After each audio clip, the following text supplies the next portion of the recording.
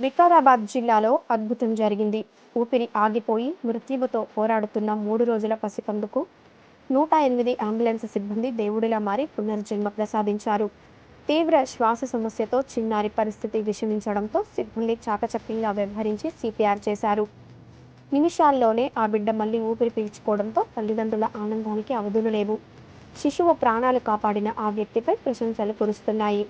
CPR cardio pulmonary resuscitation అనేది గుండె కొట్టుకోవడం లేదా శ్వాస ఆగిపోయిన సమయంలో ప్రాణాలను కాపాడేందుకు చేసే అత్యవసర ప్రథమ చికిత్సా విధానం.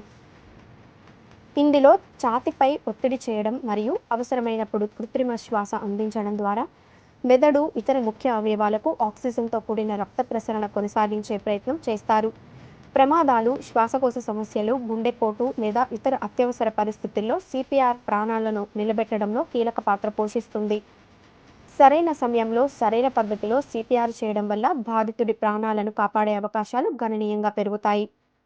గుండె ఆగినప్పుడు ప్రాణరక్షణ కోసం ఈ సిపిఆర్ను 7 ముఖ్యమైన దశల్లో చేయవచ్చు.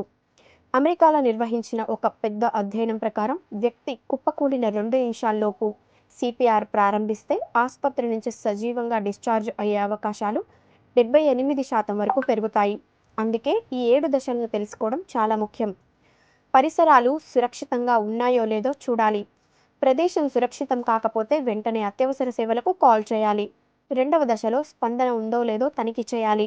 వ్యక్తిని మెల్లగా తట్టి మీరు బాగున్నారా అని గట్టిగా అడగాలి.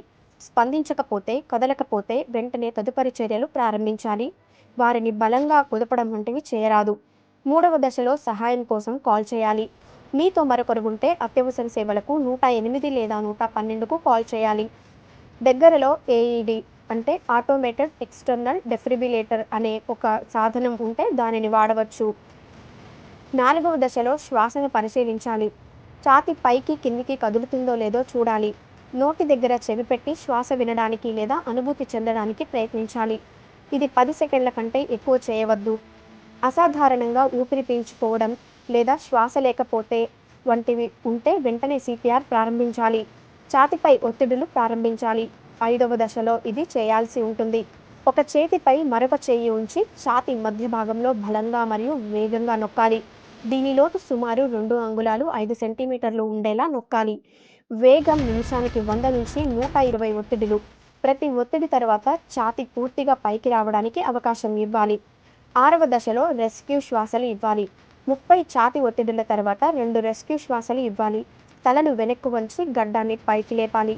ముక్కును మూసి నోటిలోకి సుమారు 1 సెకండ్ పాటు శ్వాస ఇవ్వాలి.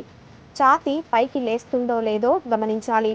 శిక్షణ లేకపోతే, సందేహం ఉంటే కేవలం ఛాతీ ఒత్తిడులు మాత్రమే చేయాలి. 7వ దశలో సహాయం వచ్చే వరకు కొనసాగించాలి. 30 ఛాతీ ఒత్తిడులు, 2 రెస్క్యూ శ్వాసలు అనే చక్రాన్ని నిరంతరం కొనసాగించాలి.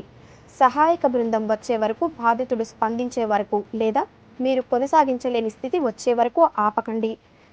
ఏఈడి అందుబాటులో ఉంటే వెంటనే ఉపయోగించి అందులో వచ్చే వాయిస్ సూచనలను అనుసరించవచ్చు. సిపిఆర్ రిథమ్ నిమిషానికి 100 నుంచి 120 బీట్ల వేగం ఉంటుంది గుర్తుంచుకోవాలి. సిపిఆర్ ప్రారంభించడానికి భయపడవద్దు. అత్యవసర పరిస్థితుల్లో వెంటనే సిపిఆర్ చేయడం ఒక ప్రాణాన్ని కాపాడే అవకాశాన్ని కల్పిస్తుంది. ఇలా సిపిఆర్ చేయడం అనేది ఏ చర్య చేయకపోవడం కంటే ఎంతో మంచిది.